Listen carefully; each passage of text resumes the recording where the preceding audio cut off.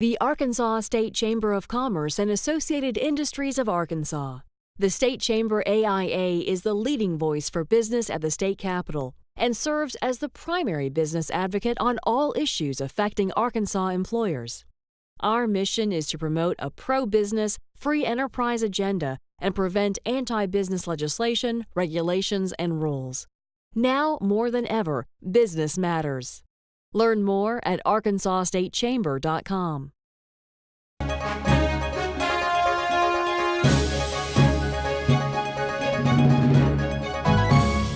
And welcome to the program. I'm your host, Roby Brock. The state has seen a number of job announcements during the past 2 weeks. What's in the water? Why are we seeing these developments? We're also going to look at some other things happening in the general economy. Joining me is Grant Tennille. He's the director of the Arkansas Economic Development Commission, a good friend of this program. Thank you for being back with us. Thanks for having me, Roby. Let's talk about what's happening with economic conditions in Arkansas right now. We seem to be seeing some momentum in a positive direction, although there's been a layoff or two that's been announced. There have been. I think we're seeing confidence come back slowly but surely. We've been seeing it for really the past year. And I think the best answer behind our really great September and October is that, you know, these deals take a while to get fully baked, and we worked very hard through the summer, and then you reach August and nobody really wants to do much of anything, and so we were able to schedule them just boom, boom, boom, boom, boom, all the way, you know, from about the last week of September through August. What did you see through October? What did you see in terms of the federal government shutdown? It seems like that was a confidence killer to a large extent, but were these things so far in the pipeline that it wasn't going to stop them from happening? That's exactly right. That the deals were far enough along that there was nothing that was going to stop them. Now I can tell you that we've got other things that we're working on currently where, you know, the phone didn't ring for a couple of weeks and we were left to wonder if things were still on go. But mostly, I think, as worried as the business community was, it's become expected that these guys in Washington are going to fight and fuss and quarrel and be completely ineffective right up until the moment where they're getting ready to sink the world's economy, and then they'll have an agreement. You know, we had Randy Zook, Mike Callan, Steve Cousins, yep, all from the Chamber Associated Industries of Arkansas on a couple of weeks ago, and they amplified that. They said that we've seen this movie before. It's just a rerun of something that we've already been through before. But why do you think that does not deter business confidence? Because over and over and over again, it's got to get so frustrating. Honestly, I think that most folks don't recognize just how close to the edge we're really getting. I have friends and family in the financial services sector, and for the first time, they started receiving sort of real questions from the feds and others as the shutdown moved into its second week and default loomed closer and closer. You know, phones started ringing and people were asked things like, how would you do if you had, I don't know, no liquidity for a while? And so I don't know that, you know, the rank and file American, you and me, really have any idea as these things are going on how perilous the situation is. I think those guys in Washington do, and they've got all the right people leaning in their ear saying, you know, okay, playtime's over. Do you see a repeat performance in January and February when we have to deal with the budget again and the debt ceiling again? I don't see how they can put the country through it again. I think, you know, if this is an every other year event, everybody just sort of says, okay, here we go again. It's kind of like, you know, train strikes in France. But to come back so quickly and have the same argument, I think that, again, the average rank and file American may actually wake up and say, come on, wait a minute.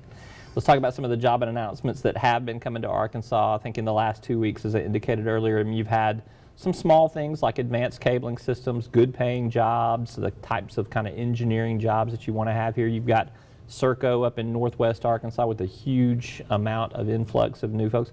Well, tell me which ones you maybe are proudest of in terms of what you've had to work the hardest on. Well, Advanced Cabling Systems is just a great story.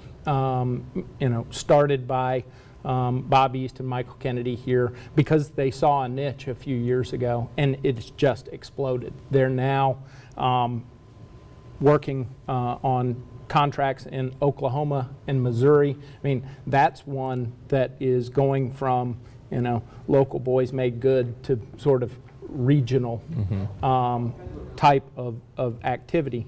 The other one that is very exciting is Rodford and Engage Labs, which is moving some very, very highly skilled folks from Scottsdale, Arizona to come here to do really advanced data analytics aimed at the retail and the entertainment sectors.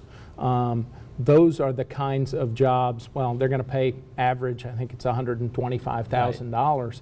Right. But just getting those people here, if for whatever reason one of them leaves Engage in a few years and is happy living in Arkansas, those are the kind of people who start new businesses. Now, they located that business down in the River Market. Rod Ford made a point in the press conference there of saying he thought that was a pretty good place for a tech park to locate, which it wound up, the vote has come down on. Did you have a dog in that fight? I had come out much earlier and agreed with the governor that the synergy of everything we have going on downtown right now would make for a good location. I'm also keenly aware of what Dr. Ron and Dr. Good want that tech park to accomplish, and understood that that could probably be done best in closer proximity to the two campuses. Nobody could ever just come up with the right spot that somebody didn't object to for one reason or another.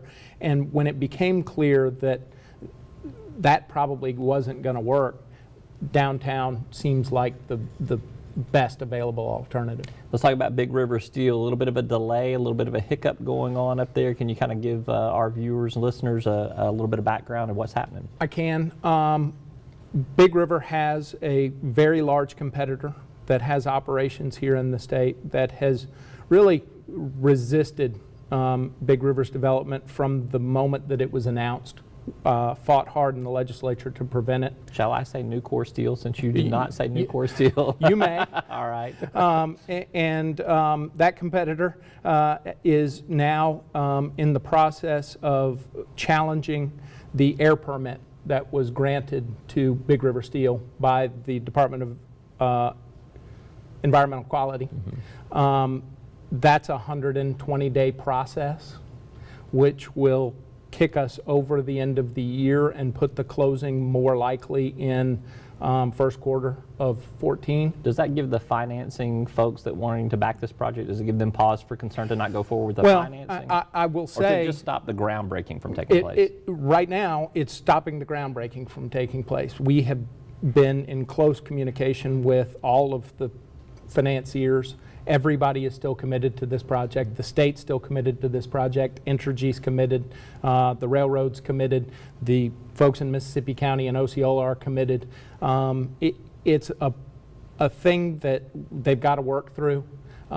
We've got enormous confidence in the job that Teresa Marks and her staff did at AEDQ in issuing the proper permit with all of the right backup, but it's a competitive issue. Yeah, okay.